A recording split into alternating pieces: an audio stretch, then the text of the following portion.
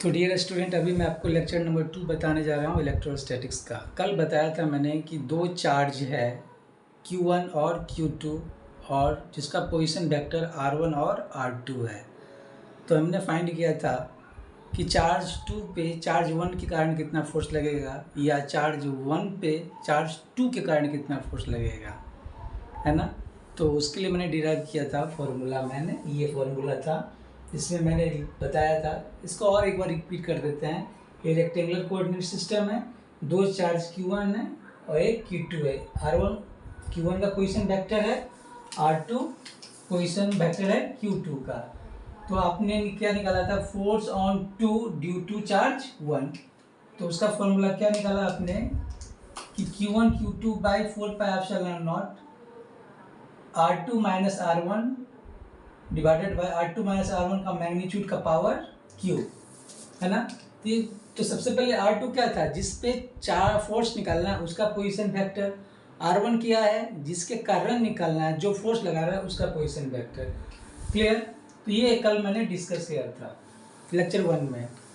तो यहाँ पे दो चार्ज के बीच मैंने फोर्स निकाला था। अब सपोज करो कि बहुत सारा चार्ज है, suppose n number of charge है, सबका पोजीशन वेक्टर दे दिया है और एक चार्ज Q है, इसका ही पोजीशन वेक्टर दे दिया है। तो ये जो n नंबर ऑफ चार्ज के कारण उस चार्ज Q पे कितना फोर्स लगेगा, हमें ये फाइंड करना है। सपोज करो तो क्या करेंगे, हम यूज़ करेंगे हम सुपरपोजिशन प्रिंसिपल का।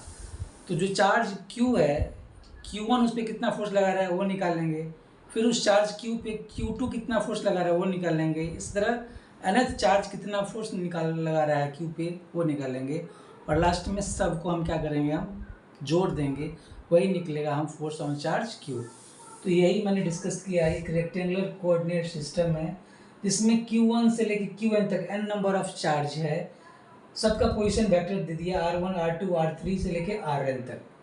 क्लियर। अब एक दूसरा चार्ज क्या है, Q है ना, जिसका पोजीशन वेक्टर R है। तो हम इस चार्ज Q पे क्या करना है, फोर्स निकालना है ना। इस चार्ज Q पे क्या कर रहा है, ये सारे के सारे चार्ज इस पे फोर्स लगा रहे हैं। तो टोटल फोर्स कितना लग रहा है इस चार्ज पे, हमें वो फाइंड करना है। तो अब क्या करेंगे, जो FQ का मतलब क्या हो गया, total force on charge Q। तो सबसे पहले क्या लिखा है मैंने, पहला चार्ज Q पे लगाएगा तो क्या लिखेगा, force on charge Q due to charge 1 plus ये क्या है, force on charge Q due to charge 2 plus force on charge Q due to charge Q3। Similarly force on charge Q due to nth charge. ये मैंने एक formula develop किया। Clear. तो formula क्या हो जाएगा, 1Q है force on charge Q due to 1, तो क्या करेंगे, Q1 by 4πε0 R minus R1 by R minus R1 का पावर Q। सिमिलरली F2 के लिए लिखेंगे, फिर ये nth के लिए लिखेंगे। ठीक है। तो इसमें आप क्या देख रहे हो कि किस पे फोर्स निकालना था, चार्ज Q पे। तो सबसे पहले उसका पोजीशन वेक्टर निकालना है, किसके कारण निकालना था, चार्ज 1 के कारण। तो उसमें क्या किया, R1 से आप क्या किया, माइनस कर दिया। सिमिलरली हर एक में यही किया आपने। अब इसमें क्या देख रहे हो, जो Q है सब में कॉमन है और 4πε भी सब में कॉमन है। तो इसको मैंने यहाँ पे लिखा है। तो जो Q है और 4πε0, इसको मैंने कॉमन बाहर निकाल लिया। तो क्या बचेगा आपका, ये टर्म बचेगा। क्लियर। तो इसको अगर आप समेशन रूप में लिखोगे तो कैसे लिखोगे, टोटल नंबर ऑफ चार्ज क्या है, n नंबर ऑफ चार्ज है। तो I का वैल्यू 1 से लेके n तक QI R minus RI। R क्या है, position vector of charge Q, और RI क्या है, पोजीशन वेक्टर ऑफ जिस चार्ज के कारण फोर्स लग रहा है उसका पोजीशन वेक्टर है ये। तो इसमें मैंने I का वैल्यू 1 से लेके n तक पुट कर दिया है। तो ये जो निकला, क्या निकला, total force on charge Q। Clear ना। यही एक प्रिंसिपल ऑफ सुपरपोजिशन है ना। तो अपने प्रिंसिपल ऑफ सुपरपोजिशन का यूज़ करके आप क्या करोगे, टोटल फोर्स निकालोगे आप चार्ज Q पे। क्लियर। तो ये चीज़ था। अब बता रहा हूँ आपको इलेक्ट्रिक फील्ड क्या होता है। एक स्पेस प्रॉपर्टी है ना, इलेक्ट्रिक फील्ड क्या एक प्रॉपर्टी है। अगर चार्ज है तो उसके चारों ओर क्या होगा, इलेक्ट्रिक फील्ड होगा। तो हम कैसे समझेंगे कि ये मेरा इलेक्ट्रिक फील्ड है। तो आपके एरिया में क्या करेंगे, एक टेस्ट चार्ज को लेके आएंगे, आप उस पर फोर्स लगाओगे, है ना।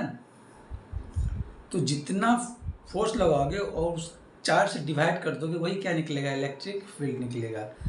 तो इलेक्ट्रिक फील्ड है क्या? फोर्स पर यूनिट चार्ज, जिस चार्ज को हम टेस्ट चार्ज भी बोलते हैं, जिस पर आप फोर्स लगाओगे। तो यही लिखा मैंने, इलेक्ट्रिक फील्ड क्या लिखा है, E equal to limit Q0 tends to 0 F/Q0। ये जो Q0 क्या आपका टेस्ट चार्ज है ना, जिसका जो डायमेंशन वो काफ़ी कम है, जो जिसका वैल्यू काफ़ी कम है। तो electrical force per unit charge is known as electric field intensity. इसका यूनिट क्या हो जाएगा? फोर्स का यूनिट न्यूटन है, चार्ज का यूनिट कूलम है, तो न्यूटन पर कूलम। एक और यूनिट होता है इसका, वोल्ट पर मीटर, उसको हम नेक्स्ट लेक्चर से में बताएंगे रीजन क्या है इसका, है ना। उसके बाद ये क्या है? वेक्टर क्वांटिटी है।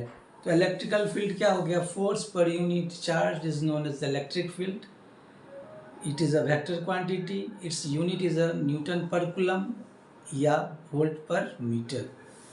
अब सपोज करो हमें करना क्या, पहला केस है electrical field due to charge Q at point P. कोई चार्ज है, उसके इलेक्ट्रिकल फील्ड निकालना है किसी पर्टिकुलर पॉइंट पे। तो सबसे पहले दिया रहेगा क्या, एक चार्ज है, उसका पोजीशन वेक्टर दिया रहेगा, और जहाँ पे हमें इलेक्ट्रिक फील्ड निकालना है उस जगह का पोजीशन वेक्टर दिया रहेगा।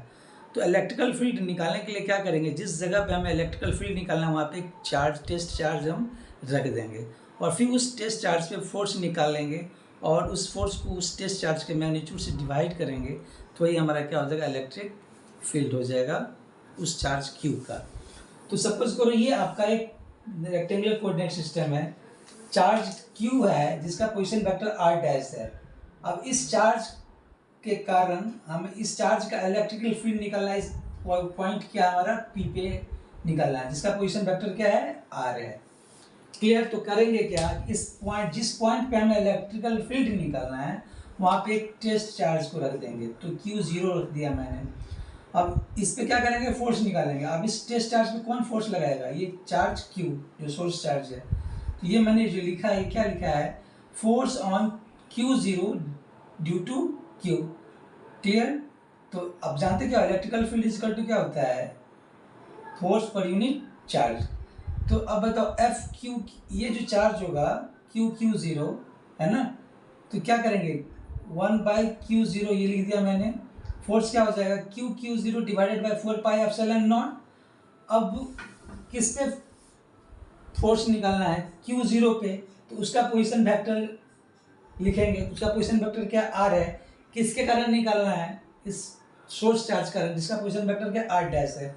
तो R minus R dash by R minus R dash का मैग्नीट्यूड का पावर क्यू। तो ये Q0 क्या हो गया, कैंसिल हो गया, है ना।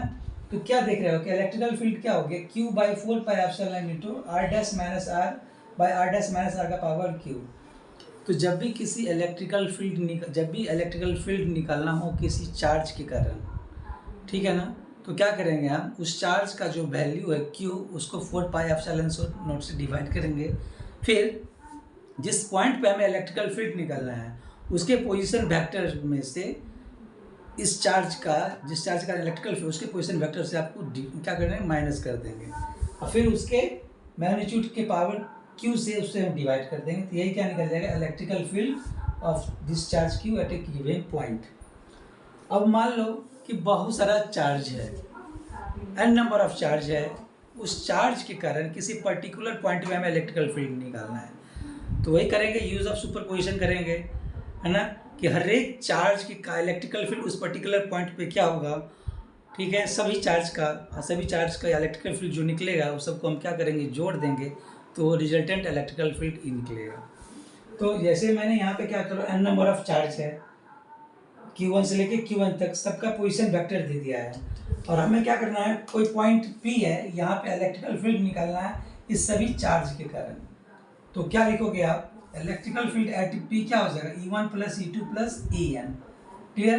तो E1 इक्वल टू क्या हो जाएगा, इलेक्ट्रिकल फील्ड निकालने के लिए क्या, Q1 के कारण निकालना है, तो क्या करेंगे, Q1/4πε0 r minus R dash. R क्या है, जहाँ पे आपको इलेक्ट्रिकल फील्ड निकालना है उसका पोजीशन वेक्टर, R1 जिसके कारण निकालना है उसका पोजीशन वेक्टर। इसी तरह आप क्या करेंगे, निकालेंगे इस तरह, तो ये nth चार्ज के लिए निकलेगा। इसमें क्या देखो, कॉमन क्या है, यहाँ पे 1/4πε कॉमन है, इसको आप समेशन के रूप में लिखोगे, तो I = 1 से लेकर n तक QI r - ri divided by R minus R I का मैग्नीट्यूड का पावर क्यू।